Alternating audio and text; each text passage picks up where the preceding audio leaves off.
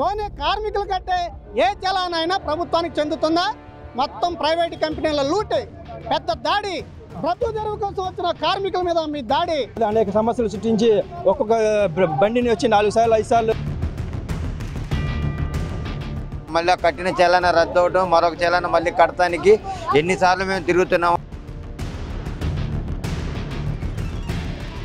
మా కిరాయిలు రోడ్డు మీదకి వస్తే కిరాయిలు తక్కువ, మా కేసులు ఎక్కువైపోయినాయి. ప్రభుత్వం మంచిది, కానీ ఉపయోగం ఏముంది? మంచిదాని వల్ల మధ్యతరగతి వాడు బాగుపడతారా? చితికిపోతున్నాడు. ఉన్నవాడికే ఉన్నట్టండి. లక్షలు పెట్టి మేమే కొనుక్కోవడం ఏంటి, మేమే మెయింటైన్ చేసుకోవడం ఏంటి, అప్పులు చేసుకోవడం ఏంటి? ఈ ర్యాపిడ్ వాళ్ళు వచ్చి మా పొట్ట 100% కొడతాయి మా పొట్టని. నా పేరు నారాయణ, సిఐటి విజయవాడ నగర సెక్రటరీ. రాష్ట్రంలో ఉన్నటువంటి ముఖ్యమంత్రి కానీ, కేంద్రంలోని మోడీ ప్రధాని కానీ ప్రజల మంత్రులుగా లేరు, ప్రజల ప్రధానమంత్రి ముఖ్యమంత్రిగా లేరు, ప్రైవేట్ సంస్థల ముఖ్యమంత్రులు ప్రధానమంత్రులుగా మారిపోయారు. రవాణా రంగం మొత్తాన్ని ఈ రోజున చావు దెబ్బ తీస్తున్నారు. రోజు రోజుకి రవాణా కార్మికుల మీద, ఆటో ముఠా కార్మికుల మీద విపరీతమైన చలానాలు, కేసులు బనాయించి వేలకు వేలు వసూలు చేస్తున్నారు.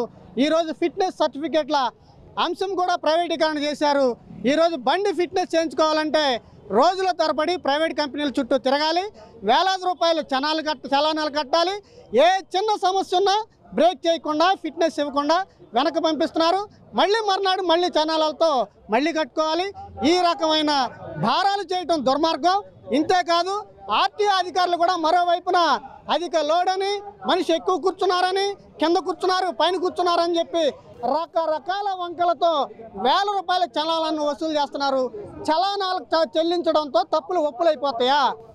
నిజంగా ప్రభుత్వం కార్మికుల సంక్షేమం కోరుకుంటే కార్మికులకి నచ్చజెప్పాలి, చైతన్యపరచాలి, భారాలు లేకుండా రవాణా రంగాన్ని కొనసాగించాలి తప్ప పెనాల్టీలు వసూలు చేస్తున్నారు, తప్పు చేశారని జనాల మీద నెట్టేస్తున్నారు. ఇది ఎక్కడ దుర్మార్గం? ఇది ప్రభుత్వానికి ఆదాయం రాబట్టుకునే మార్గం తప్ప కార్మికుల సంక్షేమం కాదు. పోనీ కార్మికులు కట్టే ఏ చలానైనా ప్రభుత్వానికి చెందుతుందా? మొత్తం ప్రైవేట్ కంపెనీల లూటే, పెద్ద దాడి, లూటీ జరుగుతుంది. ఈ ప్రైవేట్ కంపెనీలతో రాజకీయ నాయకులు ఆలోచనలు, సబ్ కాంట్రాక్టర్లు తీసుకుని కార్మిక వర్గాన్ని ఇబ్బందుల పాలు చేస్తున్నారు. అందుకని వెంటనే ఓబర్, ఓలా అటువంటి యాప్లని రద్దు చేయాలి. ఈలోపు కమిషన్ పెంచాలి, ప్రభుత్వమే ఉచిత యాప్లు ఏర్పాటు చేయాలని డిమాండ్ చేస్తున్నాం. ఎగుమతి దిగుమతులు చేసే ముఠా కార్మికులు వినియోగించే ఆటోలకి ఆర్టీఏ పోలీసుల యొక్క వేధింపులు, కేసులు, జరిమానాలు కూడా వెంటనే ఆపాలని మేము ప్రభుత్వాన్ని డిమాండ్ చేస్తున్నాం. అసలు దుర్మార్గమైన విషయం ఏంటంటే, ఇప్పటికిప్పుడు కేసు రాసి వెంటనే కడితేనే ఆటో వదులుతారంట. ఈ చట్టం ఏదన్నా మంచి చట్టమా? మా ప్రభుత్వం మంచిది, మా ప్రభుత్వం మంచిదని బాగా ఊదుకునే మీరు నిర్బంధించి వసూలు చేయటం ఎంతవరకు సబబు? నేను చెప్పదలుచుకునేది ఏంటంటే, లంచగొండులు ప్రభుత్వ బ్యాంకులకి లక్షల కోట్లు అప్పులు ఎక్కొట్టేటువంటి ఘరానా దొంగలంతా మీ రాజకీయ పార్టీలు ఉంటే వాళ్ళు కనపడలేదా మీకు? బ్రతుకు తెరువు కోసం వచ్చిన కార్మికుల మీద మీ దాడి, దీన్ని తిప్పికొడతాం, ఎండగడతాం, అవసరమైతే పోరాటంతో వీటిని ఆపుకునేందుకు ప్రభుత్వానికి బుద్ధి చెప్తామని సిఐటిగా మేము హెచ్చరిస్తున్నాం. ఈరోజు ధర్నా చౌక్లో ఆటో ముఠా రంగానికి సంబంధించిన సమస్యల మీద ధర్నా నిర్వహించడం జరుగుతుంది. ముందుగా ప్రధానంగా ఆటో సంబంధించి ఓలా, ఓబర్, ర్యాపిడో కమిషన్ల పేరిట వేలాది రూపాయలు వసూలు చేస్తున్నారు.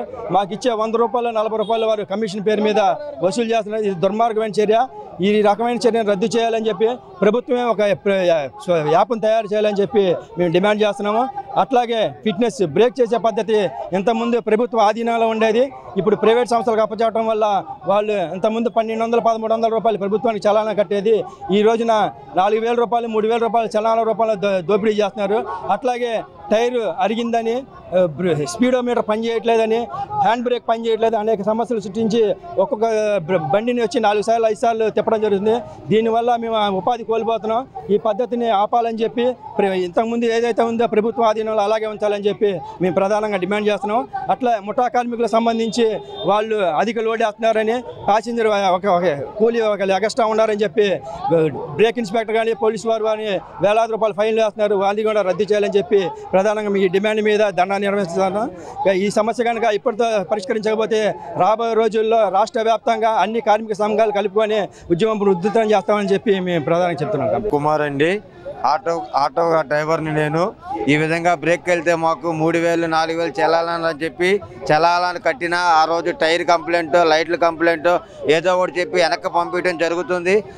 మళ్ళీ కట్టిన చెల్లాన రద్దు అవడం, మరొక చెల్లాన మళ్ళీ కట్టడానికి ఎన్నిసార్లు మేము తిరుగుతున్నాము. ఆర్టీఓ గారు కానీ మా పైన పోలింపులు వేధించే వేతనలు కానీ చాలా బహుగా ఉన్నాయండి. మా కిరాయిలు రోడ్డు మీదకి వస్తే కిరాయిలు తక్కువ, మా కేసులు ఎక్కువైపోయినాయి. అడుగడుక్కి మా కేసులు రాయటం, సిగ్నల్ ఉందని, కాకి చొక్కా లేదని, ఎదురు పాసింజర్ కూర్చున్నాడని చెప్పి మాకు ఎన్నో కేసులు రాస్తున్నారు. మేము ఈ రోడ్డు మీదకి వచ్చి ఎలా బ్రతకాలని చెప్పి బీజేపీ ప్రభుత్వాన్ని, టీడీపీ ప్రభుత్వాన్ని అడుగుతున్నాము. ఆటో డ్రైవర్ అంటే ఏంటి? రోడ్డు మీద బతికే వ్యక్తి. ఆ వ్యక్తిని ఒకసారి జ్ఞాపకం చేసుకుని ఓట్లేసి గెలిపించినందుకు చెప్పుతో మమ్మల్ని కొట్టినట్టు చేశారని బీజేపీకి, టీడీపీకి తెలియపరుస్తున్నాం. ఈ రకంగా ఇంకా ఇలాగే ఉంటే మేము ఎన్నో ధర్నాలు చేసి మేము బలంగా దీన్ని తీసుకెళ్ళి అడ్డుకుంటామని చెప్పి టీడీపీకి, బీజేపీకి తెలియజేస్తున్నాం. ఓలా ఊబర్ యాప్ ఇవే మాకు సమస్యలు.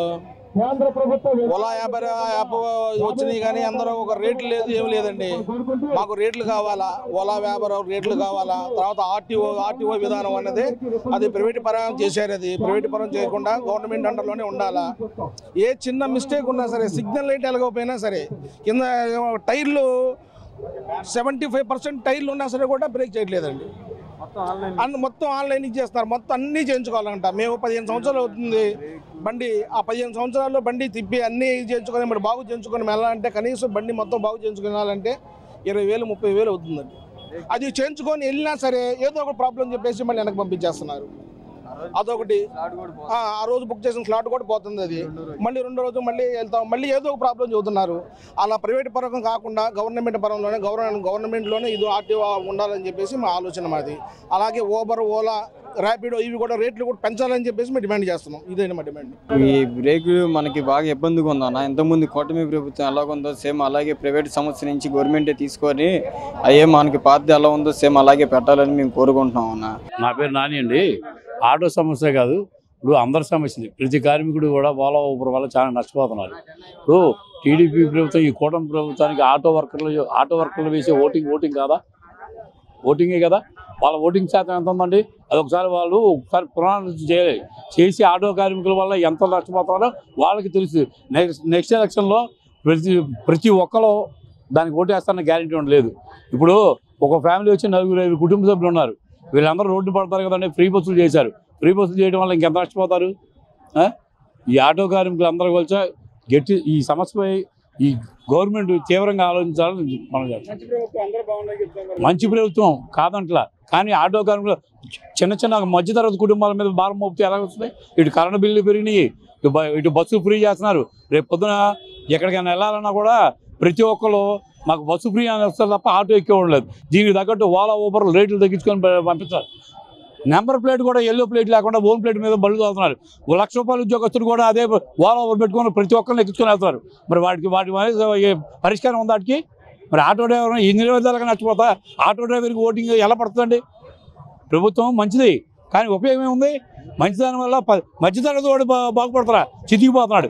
ఉన్నవాడికే ఉన్నట్టండి, మధ్యతరగతి వాడు ఎవడో బాగోట్లా. అది మా సమస్య. ఓలా ఊబర్లు తీసి మీరు జిల్లాల వారీగా అన్నారు, ఇప్పుడేమో మొత్తం ఏకంగా జిల్లా వారీగా అంటున్నారు.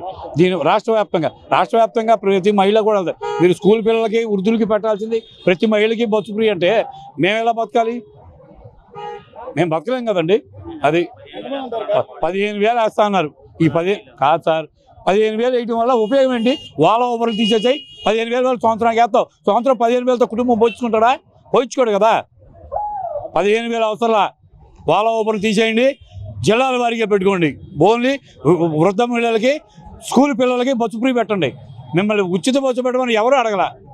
అది దాని పరిగణలో తీసుకొని మధ్యతరగతి వాళ్ళకి ఏం న్యాయం చేయాలో ఆలోచించమని మన అందరు డ్రైవర్ల తరపున కోరుకుంటున్నాం. ఈ ధర్నా చౌక్లో మెయిన్ కార్యక్రమం వచ్చి ఆటో కార్మికుల మీద ప్రభుత్వం విపరీతమైన భారాలు వేస్తుంది. ఆ భారాలు ఆటో కార్మికులు అంటే ఇప్పుడు ప్రభుత్వం మీద ఆధారపడకుండా ఆటో స్వతహాగా తోలుకుంటూ ఆటో డ్రైవర్లు అందరూ బతుకుతున్నారు. ఇప్పుడు మా బతుకు తెరువుని ఈ ప్రభుత్వం, కూటమి ప్రభుత్వం అనేది మా జీవన వృత్తిని భంగం కలిగిస్తుంది ఈ ప్రభుత్వం. మెయిన్ ఏంటంటే ఓలా, ఊబర్, ర్యాపిడో ఇవేంటంటే కమిషన్ బేసిక్లో మెయిన్ వచ్చేసరికి 4% 5% కమిషన్ వాళ్ళు తీసుకున్నారు. ఇది ప్రైవేట్ పరం కాబట్టి వాళ్ళకే చెందుతుంది. తర్వాత ఇప్పుడు ఇది ప్రభుత్వమే ఒక యాప్ని తయారు చేసి ఈ కమిషన్ అనేది ప్రభుత్వానికే వస్తుంది. తర్వాత మెయిన్ ఇంకోటి ఏంటంటే మెయిన్ ఫిట్నెస్. ఇంతకుముందు గవర్నమెంటే ఫిట్నెస్ చేసేది. అప్పుడు 1500 1600తో మా ఫిట్నెస్ అయిపోయేది. ఇప్పుడు ప్రైవేట్ పరం చేయడం వల్ల వాళ్ళు టైర్లు 75% ఉండాలి, రివర్స్ బ్రేక్ ఉండాలి, రివర్స్ లైట్లు ఎలగాలి అని ఆప్షన్లు పెట్టి చలానా కట్టితే ఆ చలానా మళ్ళీ మురిగిపోయి మళ్ళీ రెండో రోజు చలానా కట్టుకొని ఇంచుమించు 4000 నుంచి 5000 రూపాయల భారం అనేది ఆటో కార్మికుల మీద పడుతుంది. ఇవన్నీ ప్రభుత్వం ఉపసంహరించుకోవాలి. ఈ ఉపసంహరించుకునే పక్షంలో ఇప్పుడు ప్రస్తుతానికి 100లో వచ్చారు. రేపు పొద్దున్న జిల్లా వ్యాప్తంగా రాష్ట్ర వ్యాప్తంగా వేల సంఖ్యలో దీన్ని మేము ముందుకు తీసుకెళ్తామని చెప్పి సిఐటి తరఫున తెలియజేస్తున్నాం. ఆ జీవితాలు పోతున్నాయి అన్న.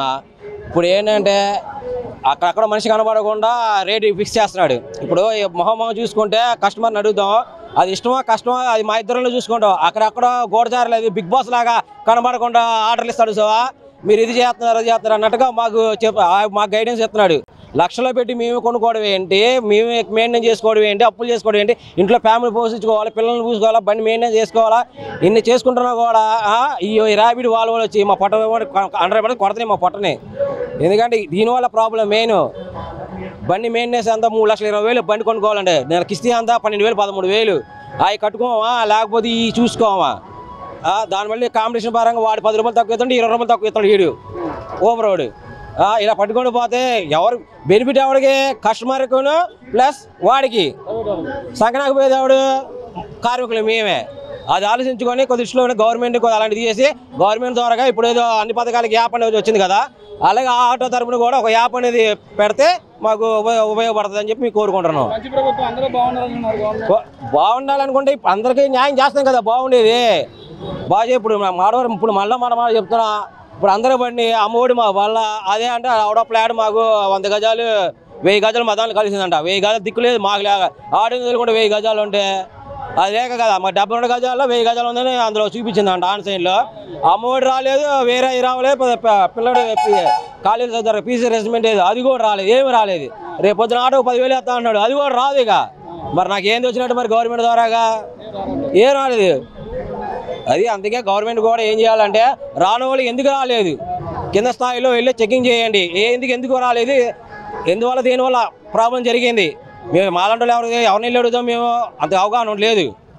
అది ప్రభుత్వం కాదు, ఎందుకు అర్హత ఉన్న వాళ్ళు కూడా ఎందుకు రాలేకపోయిందో మీరు కింద స్థాయిలో అధికారులే ప్రోత్సహించి పంపిస్తే గడపకి వెళ్ళి మీకు ఎందుకు రాలేదు సమస్య కనుక్కుంటే అది అందరికీ న్యాయం జరుగుద్ది. అంతేగాని అక్కడక్కడ కూర్చొని మీరు చూసారా చెందాడు ఇక మాకలాంటి వాళ్ళు సంకనాకి పోతారు అంతే. అది ఏదైనా గవర్నమెంట్ కలుదేరాలి, కలుదేరిన తర్వాత అందరికీ న్యాయం చేయాలని కోరుకుంటున్నాం. అది